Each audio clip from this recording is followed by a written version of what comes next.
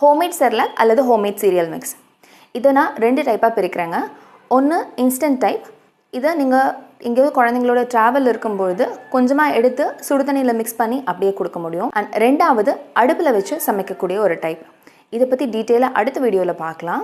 இப்போ instant type பற்றி பார்க்கலாம். இதுக்கு நீங்கள் அவல் அல்லது மக்கனான்னு சொல்லக்கூடிய தாமரை விதைகளை எடுத்துக்கோங்க. இது கூட பொட்டுக்கடலை அல்லது வறுத்த நிலக்கடலை எடுத்துக்கோங்க. இது கூட குழந்தைங்க ஒரு 8 மாதத்துக்கு மேலே இருந்தாங்க அப்படின்னா அவங்களுக்கு பாதாம், முந்திரி, பிஸ்தா மாதிரியான நட்ஸையுமே சேர்த்து கொடுக்கலாம்.